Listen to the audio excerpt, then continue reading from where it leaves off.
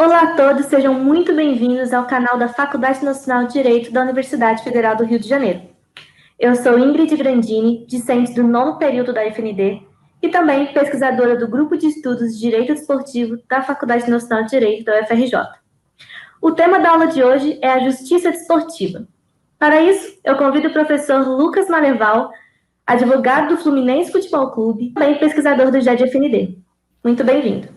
Obrigado, Ingrid. Obrigado à Faculdade Nacional de Direito pelo convite. Com certeza é uma honra estar aqui. Eu que fui aluno da casa, a faculdade que me proporcionou não só o desenvolvimento como pessoa, como também desenvolvimento profissional. Então, ser convidado para estar aqui, de certa forma, ajudar, compartilhar um pouquinho do que eu sei é gratificante. Então, Ingrid, muito necessário o tema da justiça desportiva, até pela repercussão que a justiça desportiva tem, não só nos que praticam o esporte, mas naqueles que consomem o esporte, é uma paixão nacional, e a gente vai ver nessa aula que essa paixão nacional, essa paixão mundial, tem repercussão muito grande na legislação e em todo o funcionamento do ordenamento jurídico pátrio. Então, o primeiro tema, já procurando o primeiro slide, o primeiro tema diz respeito à previsão, Ingrid, como não poderia ser diferente. A previsão da justiça desportiva, ela vem no artigo 217 da Constituição Federal e também na Lei 9.615 de 98, a Lei Pelé. E a gente vai ver que a Constituição de 88, ela inova, traz uma previsão, traz um apanhado da justiça desportiva que as outras Constituições, as Constituições anteriores não traziam. Então, ela vai inovar em dar uma autonomia à justiça desportiva. Então, a previsão do artigo 217 da Constituição Federal e também da Lei 9.615 de 98, ela vai trazer a justiça desportiva como protagonista. Em que sentido? A justiça desportiva, embora não seja integrante do Poder Judiciário, e esse é o primeiro conceito a ser dado, ele não é integrante do Poder Judiciário, mas a justiça desportiva tem judiciariformidade. O que isso quer dizer? Que ela vai poder julgar suas demandas, ela tem os julgamentos, procedimentos, os processos da sua demanda muito parecido com a justiça comum, embora não faça parte. E a gente vai ver que essa previsão, essa autonomia, ela não foi à toa. Novamente, tem que lembrar que o esporte tem repercussão social, repercussão midiática, repercussão financeira muito forte. Então, o Constituinte optou por dar à justiça desportiva essa autonomia. E a gente vai ver, pela leitura do artigo 217, que o Poder Judiciário só pode admitir as demandas da justiça desportiva depois de esgotadas todas as instâncias da justiça desportiva. E um outro ponto também de ser levado em consideração é que isso também pode, o Poder Judiciário, intervir só depois do proferimento da decisão final, tendo aí a justiça desportiva 60 dias, desde a instauração do processo até a decisão final. E o porquê, Ingrid, o Constituinte optou por dar essa autonomia, e já passando aqui para o próximo slide, essa autonomia desportiva, se a própria Constituição garante o acesso ao Poder Judiciário no seu artigo 5º, ou seja, em tese não deveria haver uma justiça autônoma, uma justiça própria, e a justiça desportiva é sim essa exceção. E por quê? Primeiro, pela especificidade do julgador. Imagine você, Ingrid, e demais alunos, que uma demanda sobre competição durasse 5, 10, 15, 20 anos, perderia totalmente a finalidade da competição, seria, inclusive, totalmente contrário, seria desmotivante para o torcedor, para aquele que acompanha, para aquele que participa, esperar uma resposta do Poder Judiciário, que está realmente saturado. Então, essa demanda no Poder Judiciário poderia demorar talvez décadas, um ano que fosse, já prejudicaria o campeonato. Então, a primeira situação é celeridade. E o segundo ponto é a especificidade, Ingrid. Então, o primeiro ponto sendo a celeridade, porque precisa de uma decisão rápida para as competições terem a sua estabilidade. E a gente também tem a questão da especificidade, porque imagine você que a justiça desportiva, como um ramo autônomo, recai sobre o direito criminal, o direito civil, o direito trabalhista, o direito administrativo. Então, teria até uma confusão na hora de escolher, digamos assim, a área que a justiça desportiva pudesse atuar. Então, ter uma justiça própria, a justiça desportiva, em tese, repercute numa decisão mais em prol do esporte, mais técnica. Então, o Constituinte optou, portanto, por escolher a justiça desportiva como uma justiça autônoma, dando a ela essa autonomia, essa exclusividade, digamos assim, no julgamento das suas demandas, mas também ainda resguardando ao Poder Judiciário a sua possibilidade de intervir nas duas hipóteses do artigo 217. A primeira hipótese, após esgotadas as instâncias da justiça desportiva, e a segunda hipótese, quando passar o prazo de 60 dias sem uma decisão final. Então, essas são as hipóteses na Constituição Federal de intervenção da justiça comum na justiça desportiva. Professor, falando em intervenção, eu queria só destacar uma coisa, porque como você mesmo disse, né, o processo na justiça comum pode demorar muito tempo, e essa intervenção da justiça comum, ela poderia alterar os resultados dos campeonatos. Seria esse o motivo da justiça comum só poder avaliar as matérias formais do rito processual da justiça desportiva? Perfeito questionamento, Ingrid. Exatamente. Embora legalmente, né, na Constituição ou na Lei 9.615 não exista essa ressalva, porque realmente a Constituição garante o acesso ao Poder Judiciário, o entendimento, inclusive, majoritário dos operadores do direito esportivo, de todos que trabalham e atuam, e doutrinadores também, naturalmente, é de que a justiça comum pode sim intervir depois daqueles requisitos da Constituição Federal, mas desde que, Ingrid, essa decisão, ou enfim, essa intervenção da justiça comum seja exclusivamente por questões formais, eventualmente uma nulidade no julgamento da justiça desportiva, ou uma inobservância da composição do tribunal, por exemplo, mas o entendimento é de que nunca reapreciando a matéria, porque isso, na realidade, iria de encontro ao que a gente falou agora há pouco, de realmente reapreciar a matéria e essa matéria demorar 5, 10, 15, 20 anos, então perderia a finalidade dessa desportiva.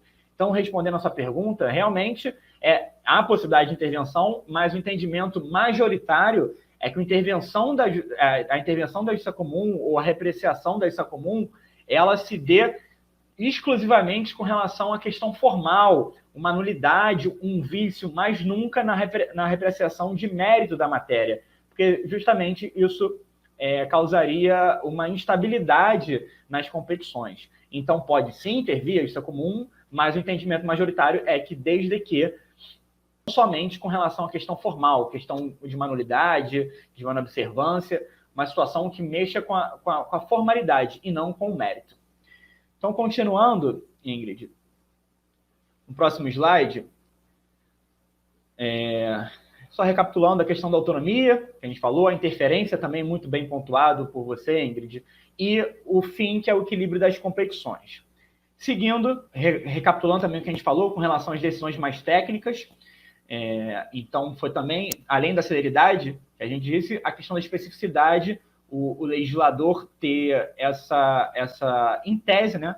E é bem que se diga em tese, porque isso não há regra, mas em tese, o legislador detém um saber jurídico desportivo, o que para decisão, para competição, em tese, novamente, pode ser mais benéfico. Continuando, a gente chega na competência, Ingrid, é muito bom a gente tocar nesse assunto, porque muitas vezes a gente, enfim, vê em reportagens, notícias, uma certa confusão, e é normal, justamente, porque a justiça desportiva é essa exceção, uma confusão com relação à competência da justiça desportiva, porque, na realidade, como ela mexe realmente com clubes, federações, atletas, parece, né, à primeira vista, que tudo que se limita a esse universo vai ser julgado na justiça desportiva. E isso não é verdade. A justiça desportiva tem competência para quê, Ingrid? Para julgamento de infrações disciplinares e de competições. Então, tudo que for ligado à infração disciplinar ou competição, a justiça desportiva vai julgar. Fora isso, não compete a ela, não é a sua atribuição. Então, eu dou o exemplo aqui, para ficar bem claro, de uma disputa, de um litígio entre o atleta e o clube, por exemplo, questões trabalhistas, que embora tenha, sim, um atleta e o clube que são integrantes, né, desse universo desportivo, versa sobre questões trabalhistas. Então, a justiça trabalhista vai ter essa competência. Então, a justiça desportiva vai ter competência para julgar infrações disciplinares e de competição. Então, uma expulsão dentro de um jogo, uma escalação irregular numa competição, mando de campo também pode ser julgado. Enfim, questões atinentes à disciplina e a competições.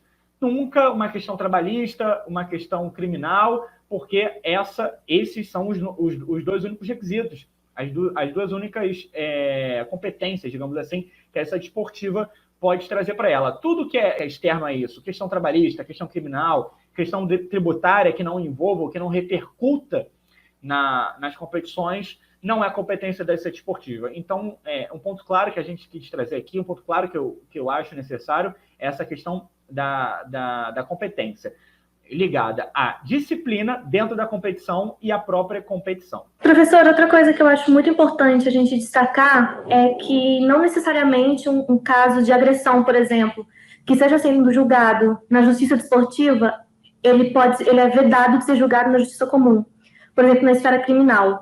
Então, uma agressão que pode ter acontecido dentro de campo ou dentro da praça esportiva, ela pode ser julgada tanto pela justiça desportiva como na seara criminal, por exemplo. Perfeito, Ingrid. Essa questão também é necessário esclarecer, porque o fato do atleta, e no exemplo que você deu, agredir outro dentro de um campo, dentro de uma piscina, dentro de uma quadra, seja qual for o esporte, ele será sim julgado pela justiça esportiva, provavelmente, por agressão, e aí podendo pegar número de partidas, ou dependendo do caso, até prazo, né, de suspensão. Mas isso não impede que a justiça criminal também avalie o caso, ou que também a justiça civil dê uma reparação à vítima, né, àquele que foi agredido. Então, o fato de ser julgado pela justiça esportiva não impede também que seja julgado em outras esferas. Mas, com relação à competição e disciplina, aí sim é exclusivo da justiça esportiva. Inclusive, Ingrid, dando até um ponto a mais na sua pergunta, o atleta, por exemplo, pode, inclusive, ser absolvido pela justiça esportiva e essa decisão não influenciar em absolutamente nada uma eventual condenação na justiça criminal dessa agressão. Então, são fatos que podem ser, sim, julgados em áreas diferentes, né, em foros diferentes, mas quando se tratar em disciplina e competições, aí sim, exclusivamente a justiça desportiva. Sua pergunta foi muito pertinente, mas sim, uma hipótese de agressão pode ser julgada tanto na justiça desportiva, e aí vai ter a sua pena, quanto na justiça criminal e na civil, enfim, no foro que for proposto. Dando continuidade à nossa explanação, trouxe aqui, Ingrid e caros alunos, os jurisdicionados, aqueles que têm repercussão das decisões que podem demandar, podem ser julgados, fazem parte, né, naturalmente, da justiça desportiva. E essa previsão está no Código Brasileiro de Justiça Desportiva, o CBJD, e convido a você a, depois da aula, olhar o CBJD, dar uma estudada nele, e no artigo 1º, parágrafo 1º do CBJD, traz ali o rol dos jurisdicionados, daqueles que são submetidos à justiça desportiva, e a gente tem ali, Ingrid, as entidades nacionais e regionais de administração, né, as federações, as ligas, os clubes, os atletas, a equipe de arbitragem.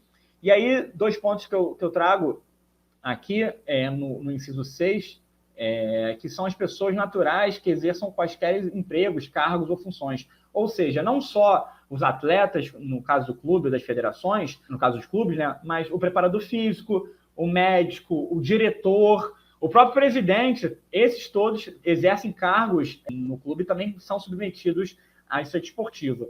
E o 7, que trata sobre as demais entidades no Sistema Nacional de Desporto, também abrange bastante gente. Então, a gente pode dizer que a justiça desportiva cumpre sim uma finalidade de julgamento, enfim, de abrangência dentro do seu foro.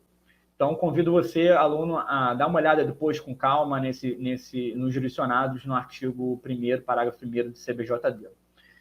Passando para o próximo slide, Ingrid, eu trouxe aqui, eu acho necessário, os tribunais de justiça desportiva. Então, a gente já fez aqui uma breve explanação com relação à competência, de que forma, aliás, os motivos pelos quais a justiça desportiva tem essa autonomia, a sua competência, a sua exclusividade, e trouxe aqui mais ou menos óbvio que depois, com um tempo maior, a gente pode falar mais, mas como funciona o funcionamento do Tribunal de Justiça Desportiva nas suas instâncias e também na sua vinculação às entidades. Então, passando aqui para o slide seguinte. Primeiro, entender o funcionamento, Ingrid, dos tribunais, fazendo a distinção entre TJD, que você já deve ter ouvido falar, você aí que nos assiste, e o STJD. Então, o TJD geralmente é ligado à entidade de administração estadual do desporto. Então, o TJD do basquete, o TJD do vôlei, o TJD do hóquei, o TJD, seja qual modalidade for, ele é ligado à federação, geralmente à federação estadual da modalidade. Ao passo que o STJD é ligado à entidade nacional de administração, geralmente à confederação. Então, o STJD, por exemplo, do futebol, está vinculado à CBF. E o TJD do futebol está vinculado a cada estado. Então, a gente tem o TJD do Rio, o TJD de São Paulo, o TJD de Minas, o TJD do Pará, o TJD da Paraíba, enfim, dos 26 estados mais do Distrito Federal. Então, o primeiro ponto é esse. Passando aqui para o nosso próximo slide, eu trouxe aqui, Ingrid, para você, aluno, entender um pouco a composição do STJD, do TJD, do Tribunal Pleno, que, na verdade, a gente vai falar daqui a pouco, mas é a instância definitiva, ou pelo menos a segunda instância de cada tribunal. Obviamente, do TJD ainda caberia um recurso ao STJD, a gente vai falar, mas o Tribunal Pleno de cada entidade. E esse Tribunal Pleno, que é único, né, obviamente é um Tribunal Pleno só, ele tem nove auditores. E de que forma é feita essa composição, Ingrid? E já ouvi muitas críticas com relação à nomeação dos auditores, mas com todas as vendas, com todo respeito às críticas, me parece que a opção do legislador ela foi muito inteligente em ser democrática. É uma decisão democrática na escolha dos auditores, lembrando que na Justiça Desportiva são auditores, não são juízes concursados, né? Por isso os auditores são nomeados. E a gente vê aqui que a nomeação consiste dos 9, 2 são indicados pela federação, pela confederação, né? Que é a entidade de administração, 2 são indicados pelos clubes, 2 indicados pela OAB, o que demonstra, inclusive, uma fiscalização, né, digamos assim, da própria entidade, 1 indicado pelo representante dos árbitros, 2 indicados pelos atletas, ou seja, a composição, em tese, ela é muito feliz, na minha opinião, ela é democrática. Todos os envolvidos ali, ou pelo menos a maioria deles, aqueles que têm envolvimento, tão abarcados, né? Os clubes, os árbitros, a própria OAB como entidade, a federação. Então, qualquer crítica à escolha, com todo respeito, tem que vir da nomeação, né? De quem nomeou, quem foi nomeado, e não das escolhas, que ela, assim, me parece bem democrática. Então, esses são os 9 escolhidos pelo Tribunal Pleno, lembrando que são nomeados, portanto, não são juízes concursados, e o Tribunal Pleno funcionará como instância recursal, né? Como instância definitiva em alguns casos. E a gente tem as comissões disciplinares, que não tem um número específico, né? Pode ter tantas quantas forem necessárias, que são a primeira instância de cada tribunal, as comissões disciplinares. Então, você tem aí, por exemplo, no TJD do Rio de Janeiro, por exemplo, 8. Então, essa é a primeira instância, ao passo que o Tribunal Pleno é a segunda instância. E a comissão disciplinar não é nomeação direta. Essa nomeação vem dos auditores do Tribunal Pleno. É importante dizer também, Ingrid. Professor, uma coisa que as pessoas sempre me perguntam para o pessoal do grupo de estudos, é a questão da necessidade do auditor ser bacharel em Direito. Né? É sempre bom a gente destacar que não é necessário a pessoa ser bacharel em Direito, mas é necessário que ela tenha notório saber jurídico desportivo, que inclusive está previsto no Código Brasileiro de Justiça Desportiva. Isso vai muito ao encontro daquilo que a gente falou logo no comecinho da aula, sobre a especificidade da matéria que é de competências dos tribunais de justiça desportiva, né? Ingrid, perfeita colocação. Exatamente, não existe a necessidade no código do auditor, né, ser necessariamente bacharel em direito, advogado, não existe. Os requisitos são, como você disse, notório saber jurídico desportivo e reputação ilibada. E, na minha opinião, Ingrid, o fato de não ter necessariamente um advogado, a primeira visão parece ser uma situação um pouco peculiar, né? Estamos falando de direito, de justiça, como assim um sujeito não é formado em direito? Mas, pelo contrário, isso vai de encontro justamente com a questão da especificidade.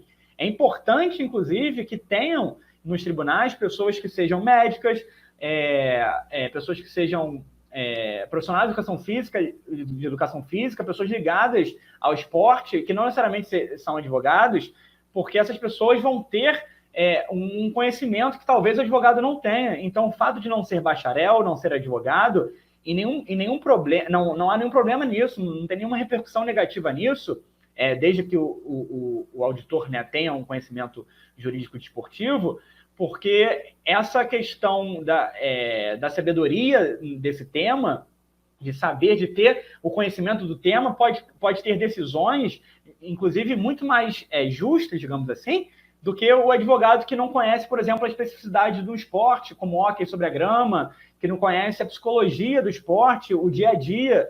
Então, na verdade, a minha opinião é que se mescle ali, realmente, advogados, bacharéis em direito, com profissionais de educação física, com médicos, enfim, pessoas que são ligadas ao tema, ou ligadas ao esporte, que aí a gente vai ter decisões mais discutidas, né, com visões diferentes e visões de quem também está na prática. Então, eu não vejo com maus olhos, não, essa opção do legislador, desde que realmente o auditor tenha um conhecimento jurídico desportivo, porque tendo isso, para mim, nesse caso específico, eu acho que não faz diferença ser advogado não, ou não. O importante é que ele tenha um conhecimento sobre a modalidade, que isso sim pode fazer dele um jogador muito mais técnico. Então, com relação às instâncias, Ingrid, é importante dizer que o que traz a competência, o que puxa a competência, é a entidade que organiza a competição. Então, vamos dar um exemplo aqui, no caso do futebol paulista, infrações ocorridas em competições organizadas pela Federação Paulista de Futebol vão ser julgadas originariamente pelo TJD de São Paulo de futebol. Por quê? Porque o TJD está vinculado à Federação Paulista, ao passo que infrações realizadas ou cometidas em competições nacionais, organizadas, por exemplo, pela CBF, vão ser julgadas originariamente pelo STJD. Por quê? Porque o STJD é o tribunal vinculado à CBF. Então, o primeiro ponto é esse. E aí, com relação às instâncias, em procedimentos sumários, né, obviamente, que a gente está tratando, existem procedimentos especiais na justiça desportiva, como impugnação de partida, mandado de garantia, que se assemelha, inclusive, ao mandado de segurança, mas vamos falar aqui de infrações de procedimentos sumários, né? Ele vai começar, vai ser proposto ali na comissão disciplinar e com recurso ao TJD, seja ao pleno, né, desse TJD. E no STJD, mesma coisa. A primeira instância é a comissão disciplinar e a segunda instância é o pleno do STJD. Mas com uma ressalva, Ingrid, as decisões preferidas pelo pleno do TJD ainda tem mais um recurso, que é o próprio pleno do STJD. E você percebe que vai direto ao pleno do STJD, porque não faria muito sentido ir à comissão disciplinar do STJD para novamente subir. Não. Então, no caso prático, procedimentos sumários movidos no TJD, eles são julgados em primeira instância pela comissão disciplinar, depois, em grau de recurso, ao tribunal pleno do TJD. E, se ainda inconformado, pode ser novamente reavaliado ao pleno do STJD. E o STJD, naturalmente, só tem um grau de recurso da sua comissão até o tribunal pleno. Então, rapidamente, essas são as instâncias, é assim que funciona, lembrando que a competência ela vai ser criada, ela se constrói, nasce a partir da entidade que organiza a competição. Então, do TJD cabem 2 recursos até a decisão final e do STJD caberia um recurso até o tribunal pleno.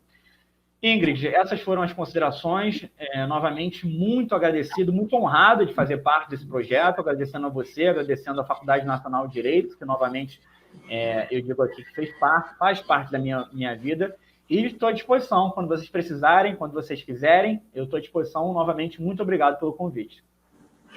Professor, muito obrigada pela explanação. Eu tenho certeza que foi uma aula muito proveitosa, pelo menos para mim foi, para os meus colegas do direito e do desporto, com certeza foi também. Agradeço por ter compartilhado conosco seu conhecimento sobre a justiça desportiva e aproveito para convidá-los, quem se interessou pelo assunto, no 7º livro do Grupo de Estudos de Direito Desportivo da Faculdade Nacional de Direito, tem muito assunto sobre justiça desportiva. Convido a todos que continuem acompanhando o canal do FND aqui no YouTube e para os amantes do desporto que se interessaram pela matéria e querem estudar um pouquinho mais sobre isso, para acompanharem as redes do GED-FND, que é @GED-FND nas nossas redes sociais, Instagram, Facebook, LinkedIn, Twitter, e que desfrutem do nosso conteúdo. Hoje a gente fica por aqui, muito obrigada e até a próxima.